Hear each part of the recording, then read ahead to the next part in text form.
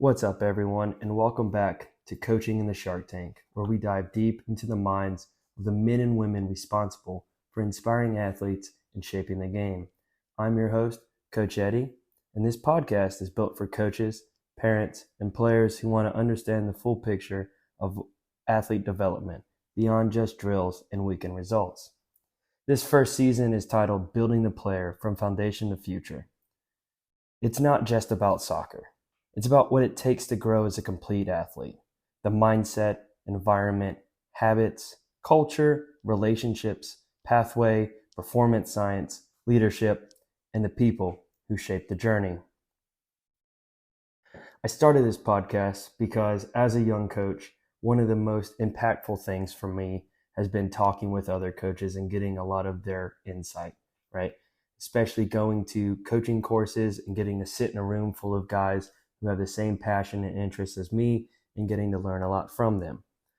Coaching today can feel like being thrown into a shark tank.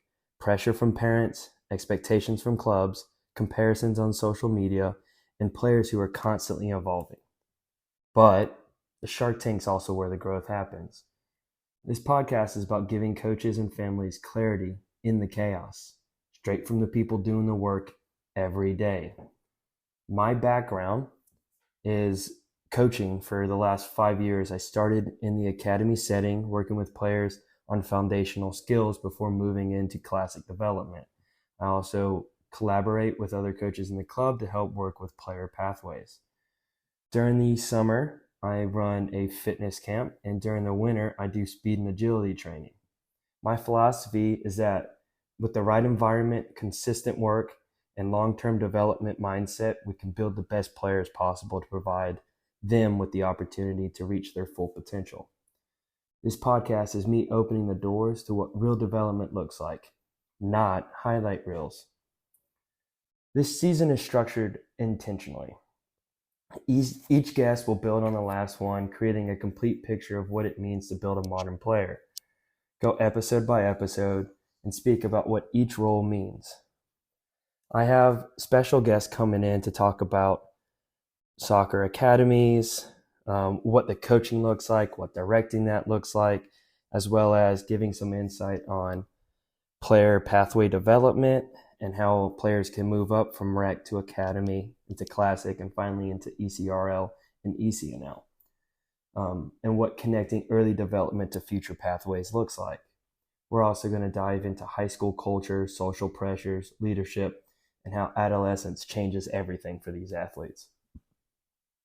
We're also going to take some time to talk to coaches at the highest level who really kind of help develop that competitiveness, right? We're going to understand what separates the kids who break into this higher competition with their competitiveness, maturity, and decision making, as well as what kind of standards, accountability, and mindset you have to have at the highest level, not just to play, but also to coach.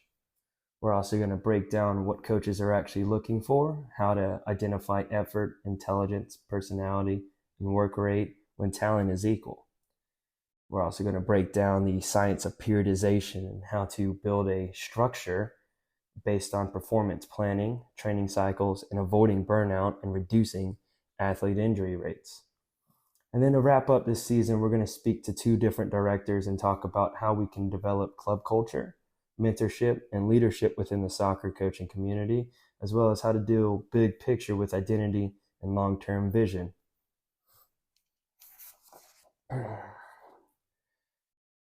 This is the anchor topic for episode 1, and it ties directly into episode 2 with Matt, and that is the environment. Because every guest after Matt and after myself will talk about how environment shapes player habits, coach behaviors, culture, pathways, competitiveness, performance, and even leadership. It's important to understand that environment is a foundation of everything else in development. Without the right environment, nothing else reaches its potential, right? Self-determination theory is a big part here, with understanding the 3 components that are going into that, and as well as understanding that climate takes precedence over talent for long-term development. There's a lot of other nitty gritty and science stuff that we're going to get into and really break down further on into the season with other guests as well as other people who are in the field, and what their research really says. For myself, what I've seen through my time as a coach, environment really kind of helps players click. And you see a lot of times teams that are in a good environment are usually performing really, really well. Whereas you can take the best players and put them into a bad environment, and you're almost always going to see a regression in that player's understanding, that player's execution, and that player's overall demeanor. So what does it take to build a development environment? Well, the first thing is always going to be communication, right? And having the right kind of communication. So a big step here is understanding that ourselves as coaches are not teachers, right? It's not our job to go out and instruct, but rather our job to go out and guide, right? So it's that walking that line of guiding versus correcting. And obviously there is time when you need to step up and make correction, but it's understanding how to ask those questions, how to, push the players in the right direction without forcing them and allowing them the autonomy to kind of walk the path themselves, right? A lot of this is going to be kind of different from what we've all kind of grown up in and what we've come to become comfortable with. But it's stuff that we've probably heard a million times, right? Praising effort instead of praising outcomes, right? And how we can really get that player to feel comfortable making mistakes. Like you heard probably in that first episode with Coach Brooks, he talked about giving the player room to grow, right? And that's really what I was getting at there was having that culture where it's a mistake-friendly climate, right? Not that we want athletes to go out and make mistakes, but understanding that mistakes encourage learning, right? And if we use those mistakes and encourage them as learning moments, players will develop actually at a quicker rate, based off of the Ajax model. Another big part of the environment is consistent standards, right? And these are things that you as a coach kind of have to be the first line of setting, right? And Coach John Wooden mentioned this, that if you're not a good person, you can't be a good coach, right? So you got to model that behavior.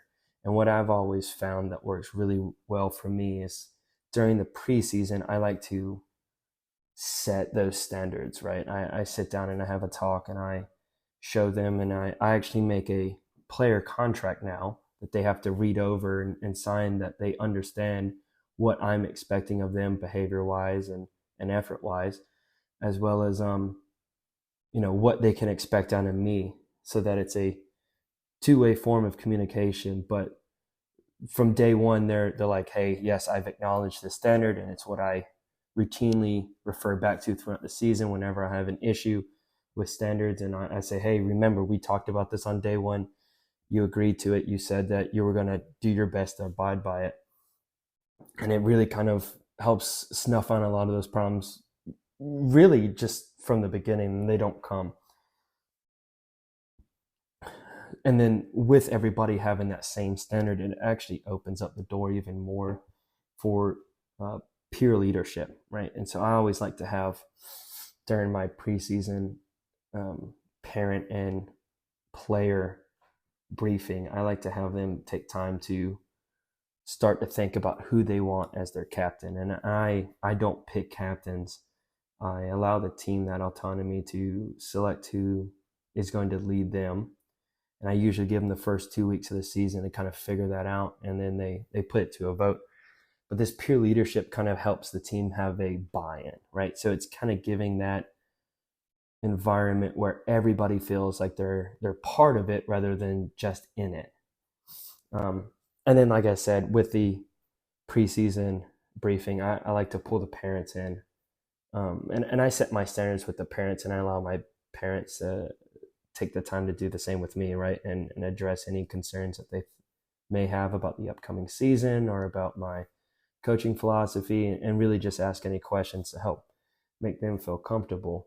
But what I found really helps is getting a parent group to understand and abide by and really buy into some standards for themselves. Big one, I, I don't necessarily want quiet sidelines, but I ask them no coaching from the sidelines, right? And I say, you guys have put your trust in me to coach these kids, right? So on game days, from the sideline, let's cheer them on. Let's, make our presence known, but let's leave the coaching to me, mostly just to kind of help reduce the amount of information that the kids are having to try to take in at any time. And sometimes they get a little confused if I'm saying one thing and mom and dad are saying another. The other big one is I ask the parents not to coach them on the car ride home either. Take that time and allow the player to just relax, right? My big thing, whenever I got done playing, I always wanted to eat and I wanted to take a nap, right? I didn't want to get grilled about every mistake that I had made. There was a time and place for that, and it wasn't 30 seconds after the whistle blew. And then the last thing is asking the parents to really buy into the idea that we're here to work on effort, right? We're here to work on our ability. We're not here to get results, right? I like to think that results are a byproduct, right? And therefore I want to work on the product itself, right? The product being effort, right? If we've got the effort and it's there, the results are going to speak for themselves, right? So taking the result focus as a second hand instead of the primary identifier, I think has allowed a lot of the rest of the climate to kind of fall into space, right? And have that environment move in the way that I want it to do.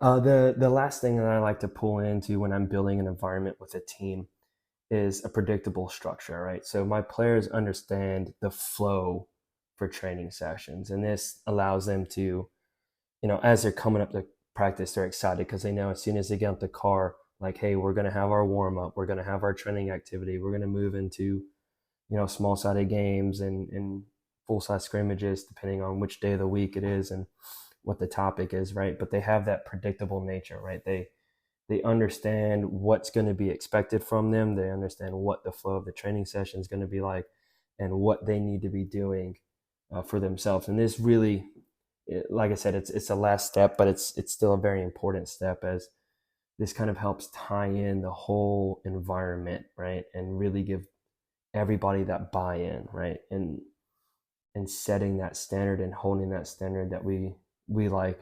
I heard it somewhere and I cannot remember where I heard it, but I love the quote. It said that you never rise to the occasion, but you fall back to the standard of your training, right? And I think that that's very evident if you're watching anything in professional sports, that it's the guys who are showing up in those toughest moments are the guys that are putting the most hours on the field, putting the most hours in the gym, and just continually raising that bar for themselves, right? So in the moment, you're falling back to that standard of your training. And if your standard's not there, if the environment's not right, it's going to be really hard to be there in that moment. So this entire first season is about building a complete athlete.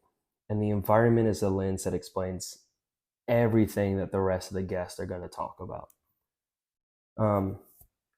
We have guys who are going to break down the very scope of, how to build team culture, how to work on certain foundational skills, right?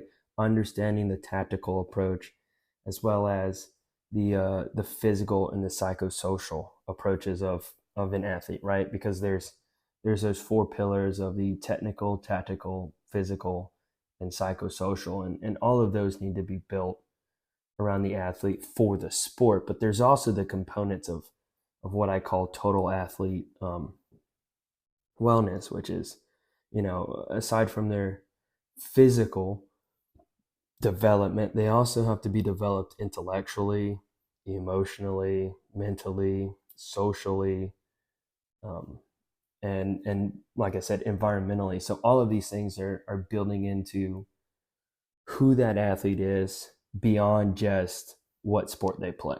And that is something that I believe we really have a responsibility as coaches, because we are some of the most impactful people on these players' lives. We have just an immense amount of influence over everything they're going to do. And I remember some of my coaches, and just 20 years later, I still replay things that they've told me in my head, just to help get myself right in certain situations, because it's such good advice, and it's things that I've kind of built my life around, being an athlete for the moment.